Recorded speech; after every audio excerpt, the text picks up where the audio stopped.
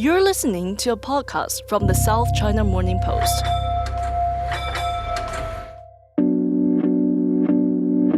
A struggling property market, a grim employment outlook, and provinces that are riddled with debt. These are just some of the many challenges China faces as it tries to revive its economy since strict zero-COVID policies were lifted in 2022. And then there is tourism. On the domestic front, tourist numbers have steadily recovered, with Chinese nationals projected to make 6 billion trips this year, about the same number as 2019 before the pandemic. Revenue from domestic tourism is also expected to increase this year to 6 trillion yuan, or about 850 billion US dollars, better than it was before COVID-19. International arrivals, however, are expected to take longer to recover. China has responded to the forecasts by trying to make it easier for foreigners to visit. But are those efforts working? And how much impact do foreign tourists have on the Chinese economy? This is Inside China. I'm Jasmine Se. Joining me is Post Senior Political Economy Correspondent Ralph Jennings. Ralph, let me first start by asking you, has China's inbound tourism levels returned to pre-pandemic levels? Inbound tourism to China has not returned to pre-pandemic if we're talking about 2019. The numbers are nearly 100 million trips in and out of China for that year. And 2023, they only got to about 36 million, which is, of course, just a little bit more than a third. And for the 36 million inbound tourists who are coming to China, where are they coming from? A lot of the tourists are coming from countries where China has allowed a degree of better treatment, for lack of a better word. So there are 11 countries in Europe now where the citizens can travel into China visa-free for 15 days. And among those countries are France, Portugal, Ireland, and they are eager to try it out, and it does work. Also, we have Singapore, Malaysia, and Thailand.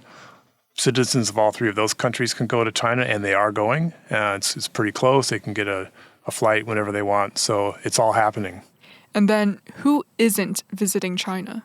People who are not visiting China would be people from the US, the UK, Canada, Australia, and Japan.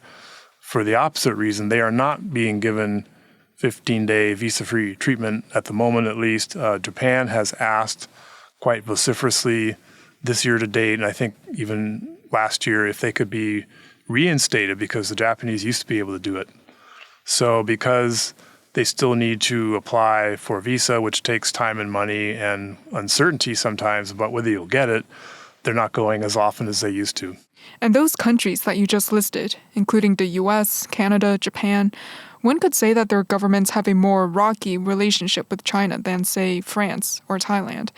Is that one of the reasons why fewer people from those countries are visiting China because of geopolitics? That's possible. China has never come out and said that, so we don't know for sure what the thinking is, but analysts have told us at scmp that that's what's going on, and sometimes the tourists say that they feel that energy, and some of the governments still have travel advisories out against going to China. It comes as the State Department issues a warning recommending Americans reconsider travel plans to China. Officials cited arbitrary law enforcement, exit bans, and risk of wrongful detention for that. They didn't point So some citizens take those seriously and will make their travel plans accordingly. So earlier you mentioned how China had set up visa waivers for select countries. What else is the Chinese government doing to attract more tourists? I think there's an effort to make the visa process a little bit easier. I believe the application went from 10 pages or even more to somewhat less, not quite half that, but somewhere between 5 and 10. And then the time required to go into a visa office or to wait for an online appointment, I believe, has been cut. And the specifics depend on the country you're from and the country where you're actually applying for the visa. Besides getting people to visit China, you also reported how those who do visit China face a separate set of challenges. What did you find? So there are two big challenges. One would be making payments, because most of local Chinese people are using 2 different apps on their phones to pay for almost everything, and they're basically stored value accounts linked to their bank accounts, and they can just swipe those across the cash registers of anywhere they go. And they can order taxis that way, and they can order food that way. They can do almost anything. But if you're coming into it and you don't have those accounts already hooked up, it's pretty hard to get them started, especially if you don't have a Chinese phone number or a Chinese bank account.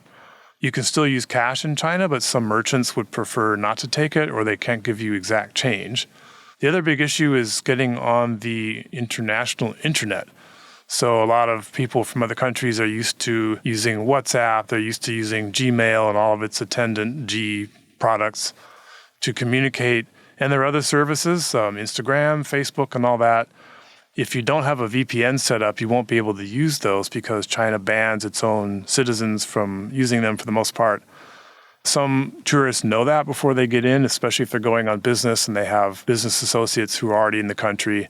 Some don't, and then they're quite frustrated. They can't make a call back home on WhatsApp, or they can't check their Gmail from the hotel. So I don't know of any efforts in China to address that problem. At the moment, there have been a few attempts in the past, but VPNs do work if you know how to get them, and a lot of people do know before they travel. So back to the e-payments. How do tourists navigate through that system? Do they completely avoid it? Do they just solely rely on cash? Or do they find a way out? A lot of people rely on cash. Some people are lucky enough to stay in large hotels that take international credit cards. Some people do try to set it up, and some people successfully do it. Hi, my name's John Chetwin, and I talked to a group of American tourists who had varying degrees of luck getting it set up, and one of them was John Chetwin. The trip started off with us gathering about 10 students from the University of San Francisco to visit businesses around Shanghai and Ningbo at the University of Nottingham. John said before heading to China, he knew he had to download certain Chinese apps. We knew that we had to have multiple different applications and different type of payment methods in order to work with inside the Chinese economy. One of those apps was WeChat. For those who may not know, WeChat is basically an all-in-one platform that combines WhatsApp, Google, Facebook, and Apple Pay. People can message their friends, order food, conduct business, call a cab, and even pay their bills. But for John, as a foreigner, he had to go through a few hurdles to set up the app.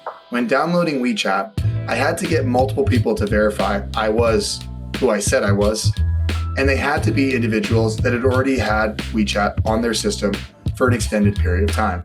John also got Alipay. That's an e-payment app. And just to note, Alipay is owned by Alibaba, which is also the owner of the South China Morning Post. For John, at first, downloading Alipay seemed to be pretty straightforward. I had then downloaded Alipay and uploaded my card when I was in the United States. And off we went.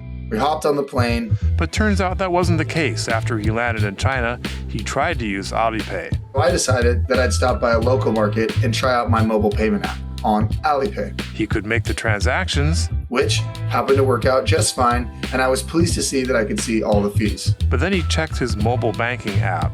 I realized that I would get late international transaction fees on my mobile banking app in Bank of America. I expected this, but I thought it was kind of funny that I saw multiple charges and they were extremely small fees. After a few more days, this became an issue for my bank and they locked my card. John contacted his bank to try to get his card unlocked. But after retrying my card at multiple different markets, I was locked out and I was unable to pay for any goods via Alipay or WeChat. So for the rest of the trip, he had to rely on other people to make his purchases. I had to ask my friends and different people that we were on the trip with to utilize their payment system and Venmo them or Zelle them after we had returned from the trip. Because even while I was there, it wouldn't allow me to use those different applications. That's when John told me he also had problems with getting a VPN to work.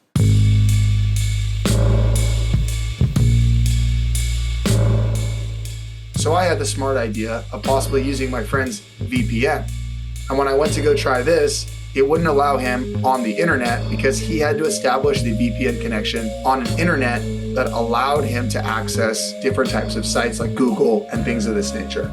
This is when our idea sparked to utilize our mobile phone and use roaming because we understand that the satellites probably crossed over those local jurisdictions. So we utilized that roaming connection in order to get access to our applications back home. This worked for a good while, but then became issues when we were in areas that roaming service wasn't as available. John said that these issues were quite a hassle at the time, but at the end of the day, he found a solution, and he's learned some valuable lessons for his next trip to China. Next time, I'll definitely make sure that I have the correct payment systems and even international cards to avoid these types of situations.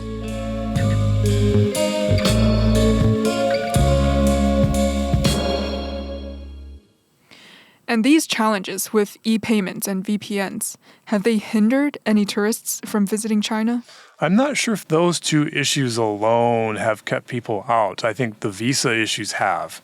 But if people can get the visas once they arrive in China or before they go, they will do their due diligence and figure out what they need. And especially if they're traveling on business, they will tap into their brother, sister, parent company that's in China and their coworkers and ask them for advice. Here in Hong Kong, we've also seen our own inbound tourism levels slowly starting to recover.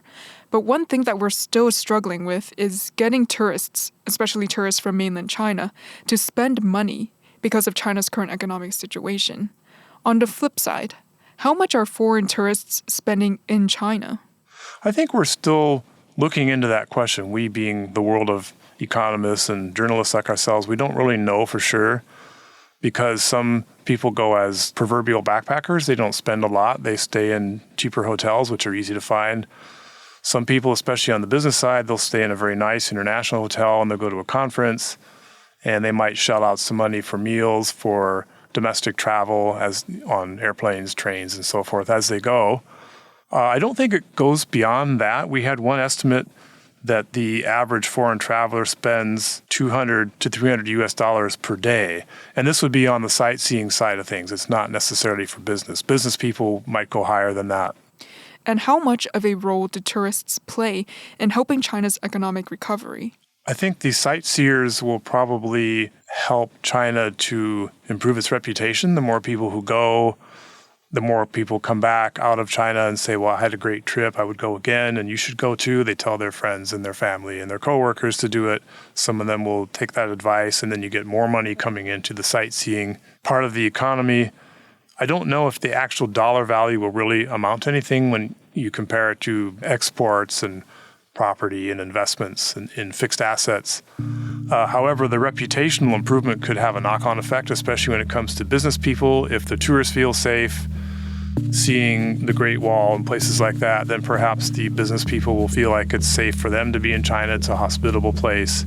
And they would go anyway, and probably their contributions to the economy will far overtake that of the common tourist because they're investing through their companies. That was Ralph Jennings. You can find his latest articles at scmp.com. Thanks for listening. Bye for now.